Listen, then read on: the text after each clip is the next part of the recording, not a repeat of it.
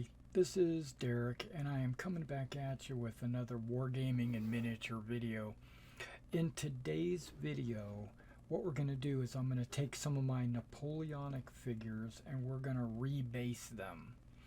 Okay, so this is kind of a two-part thing. It's part of my Napoleonic project update, but it's also kind of a tutorial showing how I am rebasing my figures. Okay. I don't remember which one of these I'm using. One of them is good and one of them is bad. Okay, so this is a NASA Usagan battalion. It's a large battalion, so it's 8 bases. It was made up with the 15 by 40 bases, so you can see on there that it is 40 millimeters.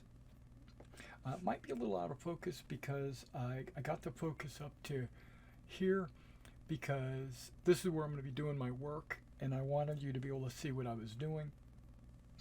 And right below, this is off the table, so right below the table there is a trash can. Okay, so you know that for this tutorial. So like I said, this is not only a tutorial on if you need to or have the desire to rebase your figures for another basing convention or whatever. You kind of get the idea. Okay, so now I am using, or I have them currently based on Litco bases, and I'm going to be replacing them with a different design. These are 20 millimeter by 30 millimeter Litcos. You can see that one side is burned and the other side is not burned. And so what I'm doing is I'm putting the not burned side up so that I may write on it. I am using a Sharpie pen. I am going to, okay, this is going to be the 1st battalion of the 2nd Regiment NASA, which are the Usagans. So I'm just going to put 1st of the 2nd, and then underneath Usagan.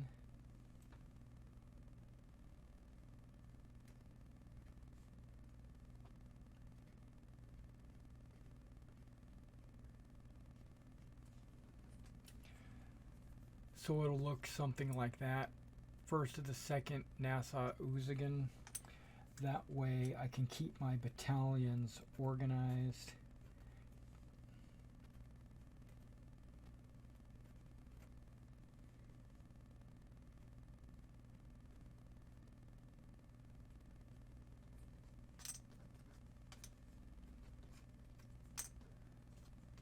So 10 years from now, when I am looking at my figures, I will know exactly which ones these are.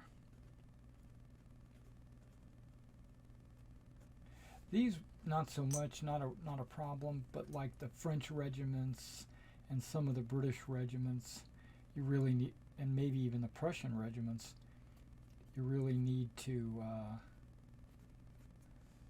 label them.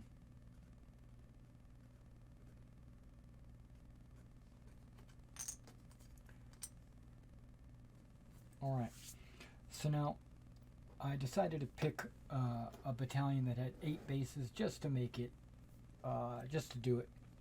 Okay, so we're going to take one of these bases and we're going to trim off with a X-Acto knife. We're going to peel off the figures from the base. Now, be careful, that's sharp, right? And your thumbs and your fingers can easily get cut. So be careful. Now I've got quite a few cuts and calluses on these fingers here because of the years that I've been doing it. But what I tend to do is hold my knife in a grip like this, and I use my fingers like this to control the blade so that it doesn't go too far or move, unwantingly. So I keep my fingers wrapped and I use the blade like this. Okay, and then I'll use my thumb here as a guide to apply pressure on the blade. And then the other hand is really just a guide hand, right? And remember to avoid any excessive cuts. All right, now, if you're using pewter miniatures or even plastic miniatures, be careful when you cut. You're trying to get below the figure's base, and you're trying to get between the multi-base, the wood base, you're trying to get between that and the base of the figure.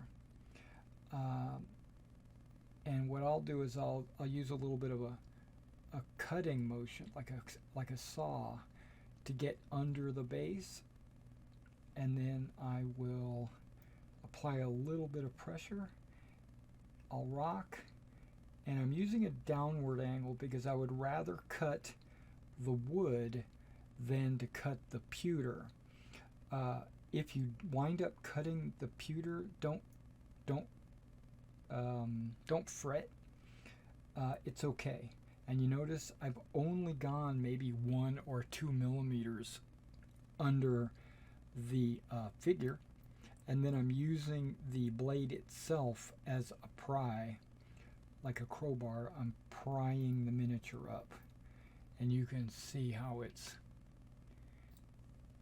separated already, technically. Okay, and then I'll just use the knife to kind of cut through. Now, luckily, I based these, look at that, I based these using Elmer's glue. So it's a soft white PVA glue. Now, I've considered this like soaking it in water and letting the PVA get soft again, but I have not tried that technique because I'm afraid it'll ruin my paint jobs on my figures.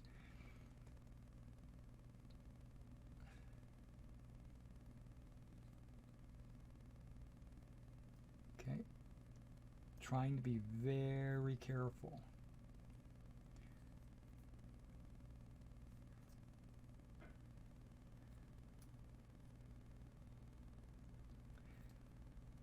Now, luckily right here, if I were to cut all the way through, what it would do is it would stop at the next figure, right? Okay, but that's like deep under the miniature, so now I'm using the prying action to try to pry it up.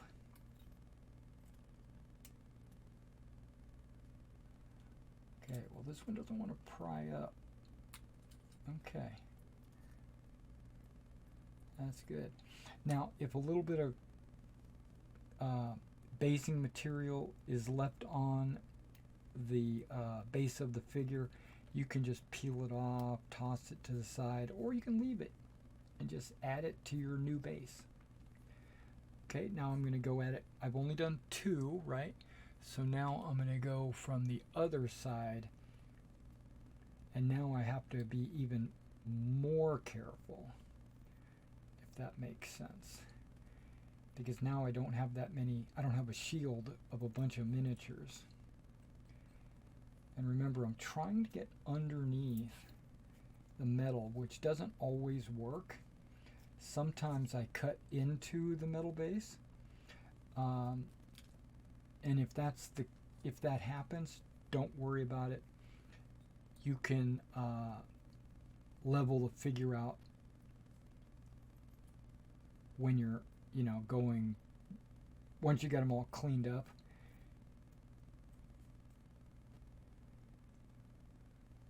I don't know, you can't really see that with the angle that I'm doing this at. My hands are in the way.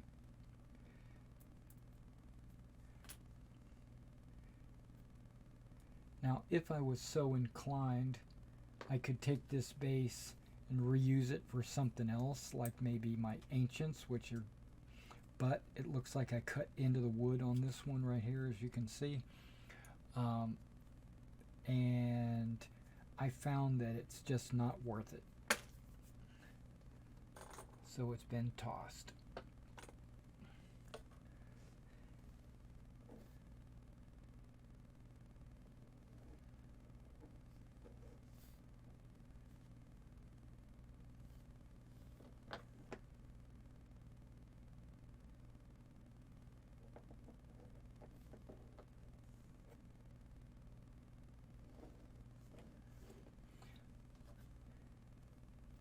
Alright, so let me go ahead and do another base, and hopefully I'm going to adjust my positioning a little bit. Maybe you can see it better.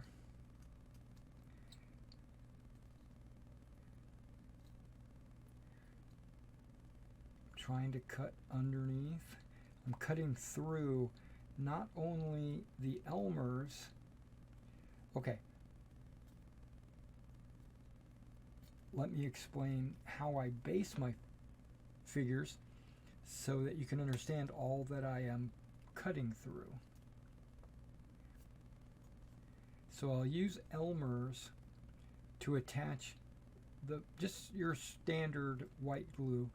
I'll use that to attach the figure to the wooden base.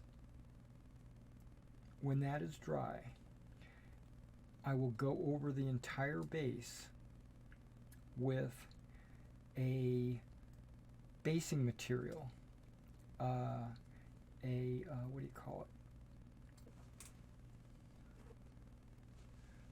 Something like that, Vallejo earth texture. And that will help seal the figure down onto the base. Okay, this guy doesn't want to. Okay, there we go.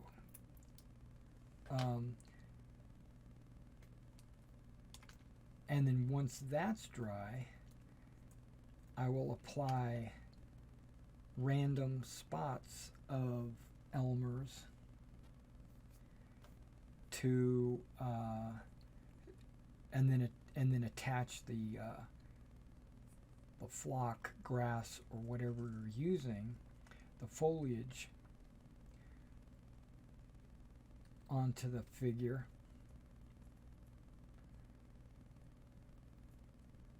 Or I should say onto the base and the figure.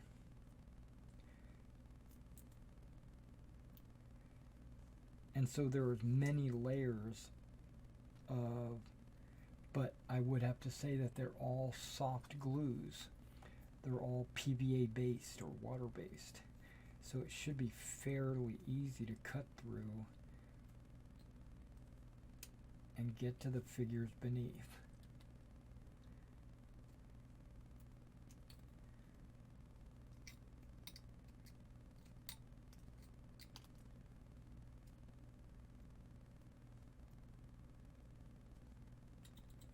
Okay.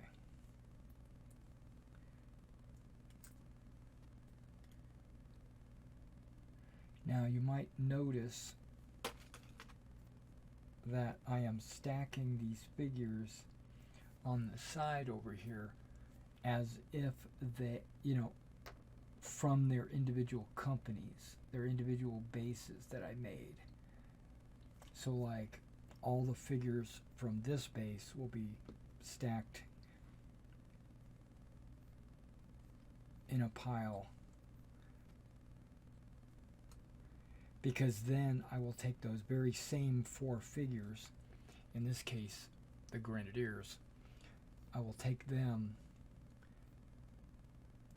and apply them to the same individual base over there. Because this base, this 40mm wide base that has 4 figures 1 deep, is going to translate to a 20 millimeter wide 2-figure deep base.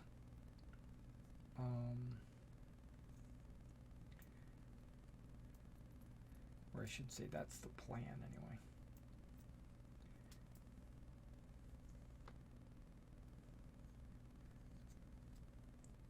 Okay. So without further ado, let me just start peeling figures.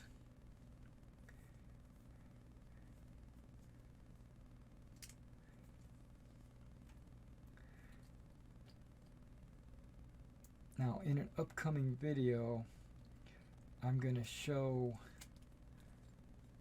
8 battalions that I did prior to this. It took me 1 day of peeling and gluing and flocking and everything. It took 1 day from start to finish to do 8 battalions. But it was pretty much an all-day affair.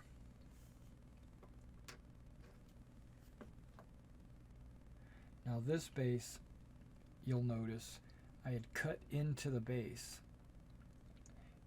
You can see that maybe, I don't know, maybe you can't see it. But I cut into the base. I'll just need to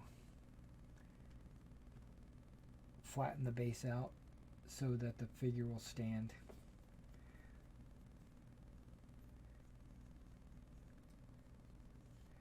And then once you apply all the glues and everything, it'll grip and hold. It might even hold better.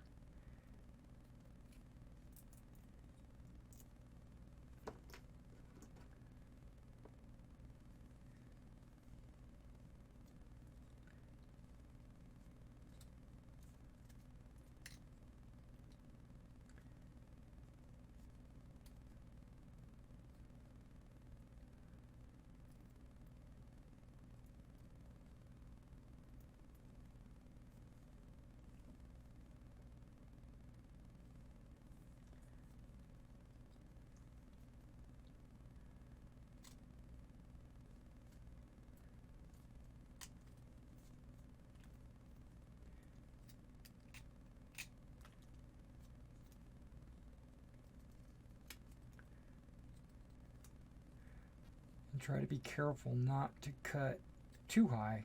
Like, you don't want to cut your figure off of its base. That's just ridiculous.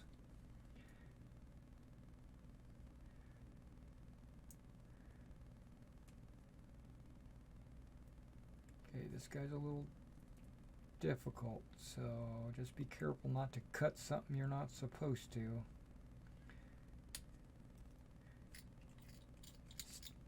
Like, keep your blade under control so that you don't cut your hand or... There we go. And once you get just a little bit under the base, you could pop him up.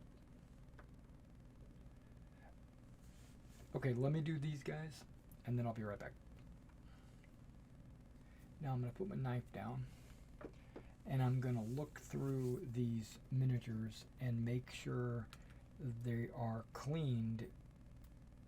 You know, the excess of grass is cleaned, and also that they're able to stand up straight, because by peeling them off, I might have tweaked the base or something where the figure doesn't want to stand straight up.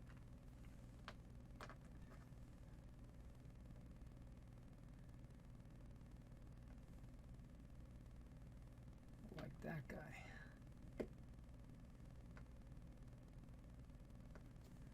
Okay. I don't see any glue or residue underneath. It just doesn't look like a flat base anymore for some reason.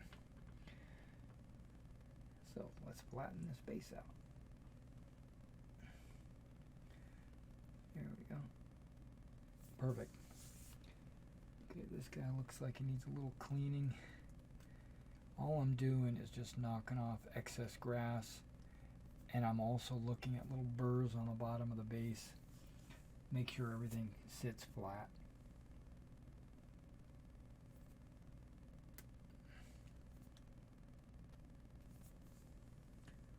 I think everybody is good to go. So I just clean all that off. Not 100%. I like to leave a little bit of grass. Doesn't matter, because when I do my next layer of grass, I'll just it'll just intermix. Okay, so now we know we just emptied 8 bases, and we printed 8 bases. Now I print on the base. Originally, I found that to be helpful when I was doing those 8 battalions I mentioned,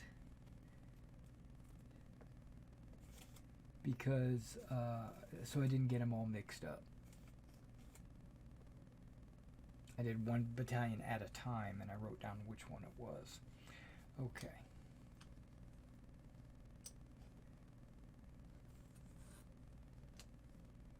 Now I'm laying my bases out. I don't know if you can see this on camera, but okay. Basically, I just laid my bases out, wording down, which means the burn is up, and then I'm just going to put 4 drops of Elmer's on each base, and you can kind of see that I put a drop all the way to the back side of the base, and then the front drop is not all the way to the front. It's probably about 4/5. I don't know how, how to really explain that, but it's not all the way to the front.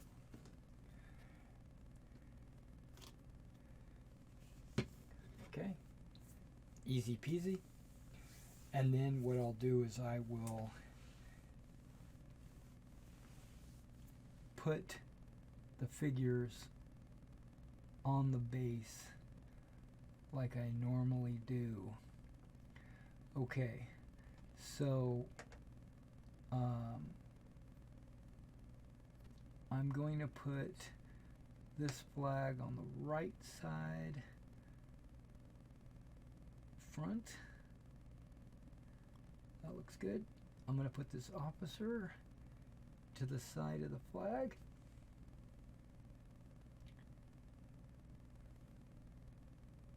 His sword should be back behind the flag bearer.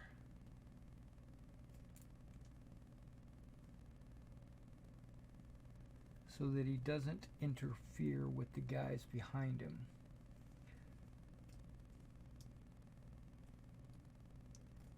Drummer, and then I've just got like a soldier, a regular old dude.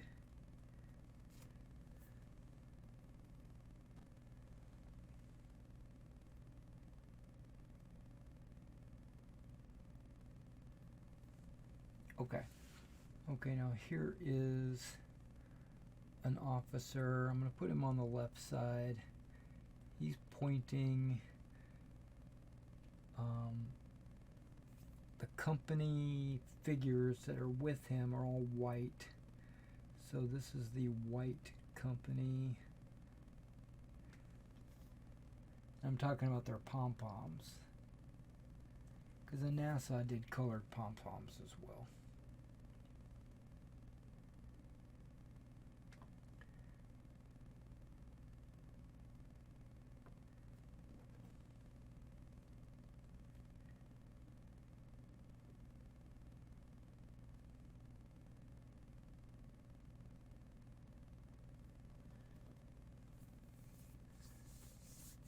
That looks good. And like this group here are yellow, which might mean they're the flankers. Possibly.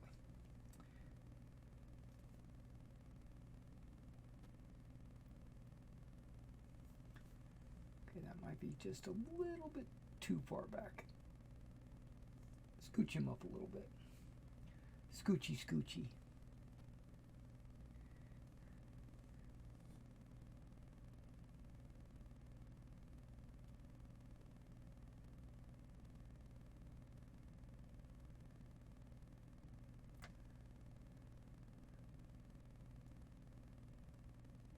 Okay, scooch him back.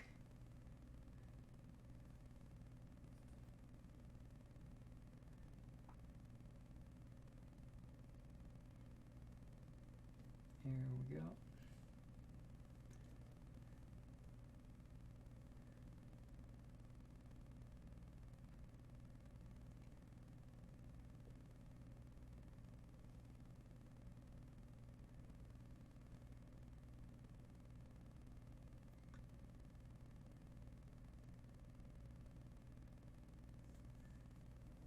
Okay, that looks good.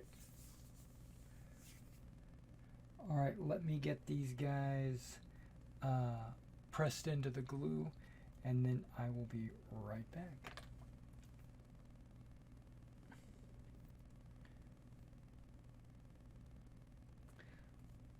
Okay, another thing when I'm doing my last base here is Old Glory. Their figures all have like subtle differences. There might be some figures that look the same, and you'll get like, but they won't be. One way you can tell that they're different is by taking a look at the shape of their base. Some of them have long bases, some of them have short, fat bases, some of them have bases with cuts and grooves. So if the two figures look the same, but their base is different, then they're probably slightly different. Like maybe the hand is in a different place, or the head is turned a different way, or the feet are in a different place. So what I try to do is not put the same figures side by side. I try to mix things up. In a base like this, I would put them diagonally. But before I even decide to do any basing, I would put them on different bases. That way, they would be spread out. Okay, so we've got all the men in their groups of 4 on their bases. I want to put this one beside this one. That looks good. Don't want to leave them because sometimes the Elmers will bleed over to the second base, and then you will have 2 bases stuck together. You can always cut it apart, and then I make sure that they match in a march column as well. That way the bayonets aren't like cutting into each other's heads or whatever. And these all look good. And I try to mix them around into different, like who's in front, who's in back, just to give more chance that they're always going to work together no matter which one is where. And these all look good. I don't think I need to do much more to this. Alright, so I need to let these dry. That takes about 30 minutes, sometimes longer, depending on your humidity. So once these are dry, we'll move on to the next step of rebasing. Alright, so the next step that we've got, now that the Elmer's is, you know, like 80% dry, you can still see a little bit of the white, but it's dry enough that I can lift these guys up and it won't. It's been about 45 minutes. I have this earth texture, brown earth. I like brown earth the best. That's my personal preference. Um, this thing is almost empty. You can see it's way down at the bottom. But there's enough in there right now to be able to do these figures. Now I take a very small brush. It's a double O brush. This is one of those super cheap Chinese made brushes. You get 50 for like $5, I think it is. So they're like 10-cent brushes. I don't use them to paint models. I only use them for texturing bases. Right? It's that way I can get in there and paint the texture down inside those crevices. If I had to, I would be able to use it to get between legs and stuff like that. So right now, I start off by doing the inside and I save the outside for last. We get inside. Normally, if it's a fresh model, I'll paint the texture up onto the metal base of the figure to basically make it look like he's actually standing on this brown texture, which is a dirt. This paint here that's going on right now has a little bit of grit in it, a little bit of gravelly substance, which gives the paint its texture. You know, it's so when you're painting your base, you're actually texturing the base. Now, if you put it on super thick, you can fill in gaps. You know, you can elevate the bases or elevate the area around the base to make it less of a transition. But I find that that's really not that important. On I do it a little bit. I do it a little bit. Like I'll put a little extra in between the base, the miniatures, to make it look like they're kind of standing on the same level, but not always. Just a little bit. You know, not. I don't go excessive with it. I don't mind, because when I'm done, I'll go in with the grass itself, you know, the flock, and I'll disguise any of those transitions.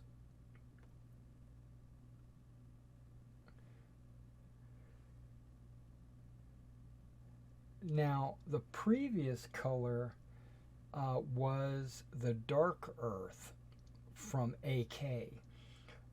That was on these bases originally, and I've just had a paradigm mind shift that the dark earth on these 15 millimeter miniatures, or smaller, maybe 6 millimeter even, it just doesn't look good. The dark does look great on 28 millimeter, maybe even 20. I haven't done a 20 in a long time, but it would probably look okay on a 20 millimeter.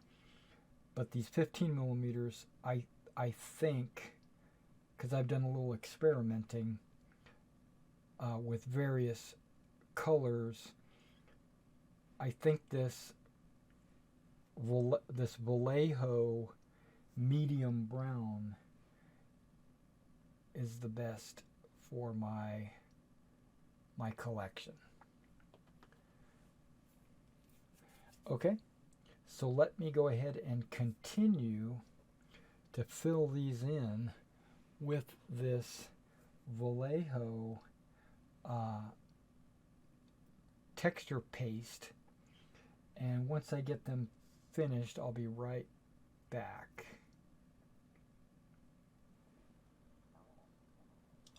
Alright, now we're doing the very last one here. You should be able to maybe see this. If the white glue is not dry like this, you can see how it's still a little white. That's okay, because this texture paste is made primarily of the same type of PVA. In my opinion, it's very porous. It's wet. It's like full of water. But when you put it on top of the PVA underneath will still dry. It will it'll still fully cure. But remember, PVA never fully dries. You know, a year from now, if it gets wet, the glue will just loosen up and you'll be able to move your miniatures around. Yeah, so don't worry about putting this texture paste on top of the PVA, because it's not gonna stop it from fully adhering to the models. Okay, so I've got all of those done. Now it's going to take about 30 to 45 minutes for this to dry before I can go to the next step, which is applying the flock. So as soon as this dries, we'll be back to apply the flock. Alright guys, so the next step is applying the grass, right? So there's a couple of things I need to prepare. We have our figures here in a small box. This box, it's a cracker box obviously, but when I flock the figures, I can put them in this box, and then if any extra flock falls off or whatever, it'll be in the box. So it's basically just a safety measure or cleanliness. Okay, so what we're going to do is we're going to put a little bit of Elmer's glue into my palette here, and then we're going to take a little bit of water, and we're going to go about a 50-50 mix of glue and water, and of course we're going to mix it up. You want to make it one consistent. You don't want to be able to see the glue and the water separated. You want to make sure that you stir it up so that it blends together. Okay, and that looks good. Okay, so I'm using this static grass, which is actually from Stonehaven. It's their Meadow Earth. I've got a few stones. I don't know if you can see in there, but I've got a few stones from a railroading ballast in there as well, and those are also mixed in. Okay. So before we get started, I just want you to know that this camera is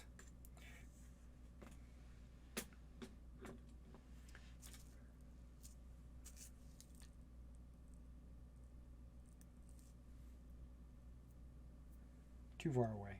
All right. All right, so before we get started, I want you to know that I'm going to put Elmer's in the low ground around the models, right? But I'm also only going to do it about 2/3 of the base. I'm not going to cover the base completely.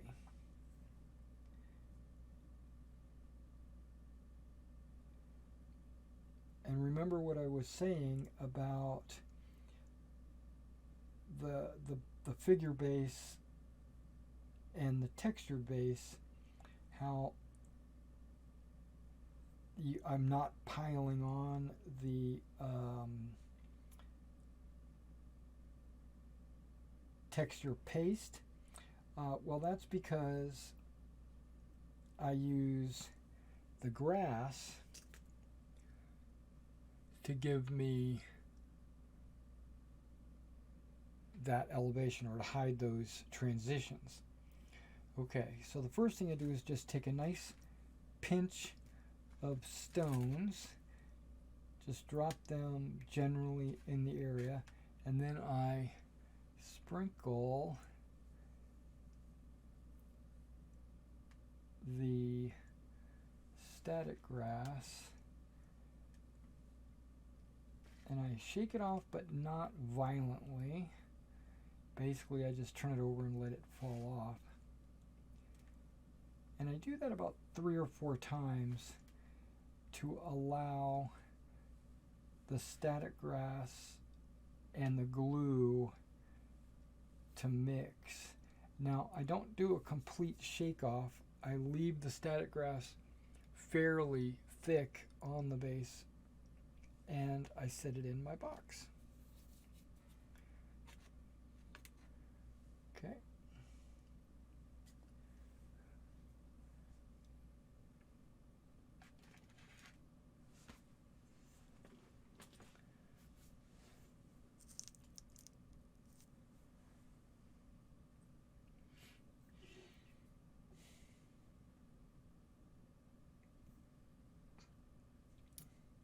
Now, as the texture paste dries, it tightens up, and sometimes gaps will appear and reveal, the wood underneath or whatever,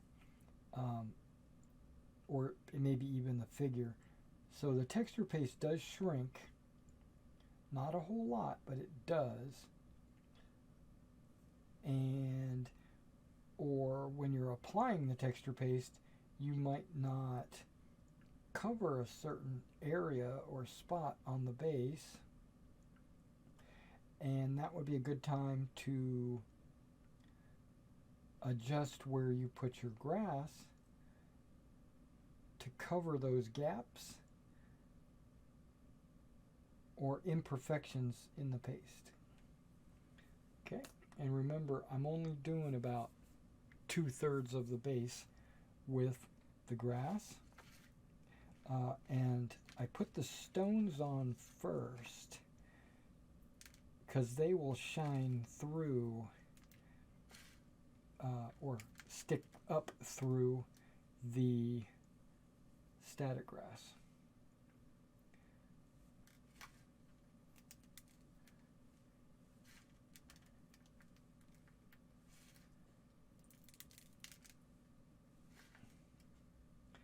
And you can see I'm moving the figures all over so that as the static grass falls, it falls all over the base. Okay, we're going to leave that, and we're going to let it sit with the static grass on the glue. Now, one reason why we do that is because of surface tension. The glue and the water have a surface tension that your flock will sit, like initially will sit on top of it and float, right? Okay. And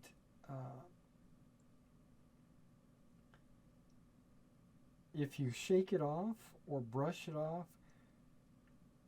while it's still just floating on the top of your glue, then what you'll get is a very thin coat of grass, right? You won't get a thick patch of grass. You're going to get a very thin patch because the majority of it will fall off back into your tray or wherever. But if you let the grass soak onto the glue as it sits there, and you pile a little extra on top, what it'll do is it'll soak down into the glue, giving you a thicker, a more heavy coat of grass, and it'll adhere better too, because now a lot of the grass has soaked down into the glue, and so when the glue dries, it grips onto the grass a lot better. Alright, so let me do all of these and then I'll be right back. Alright, now that it's been 30 minutes or so, allowing them to soak into the glue, now what I do is I take out a brush. This is a very soft bristle makeup brush, and what I do is I take these bases, I turn them over, I tap on them to get all the loose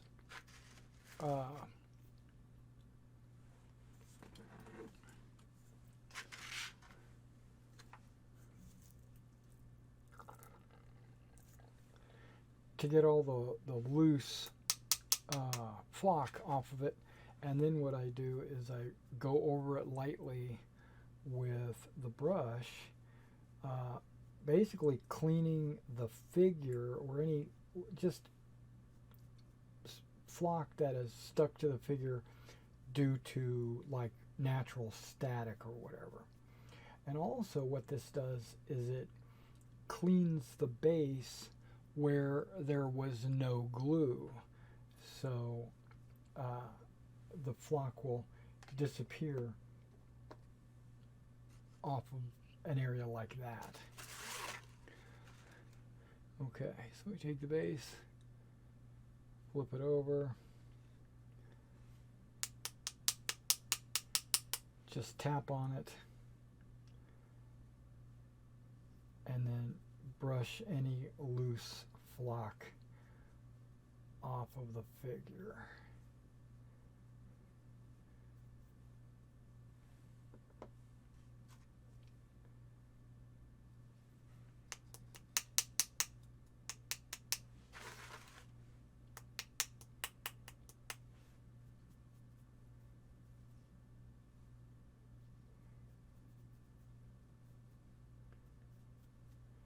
Got a rock sticking up right there. That's pretty cool.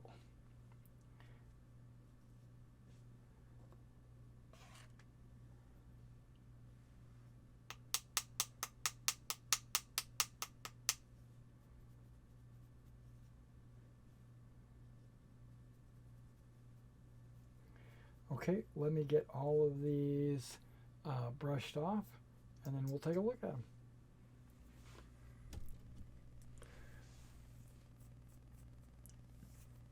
Alright, these guys have been rebased, right, using the 20 by 30 method. You can see what they are when you look at the bottom of the base.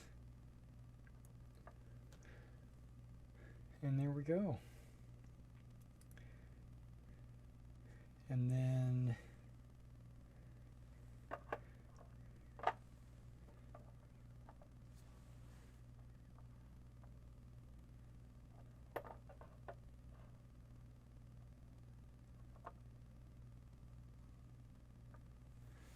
form a column there.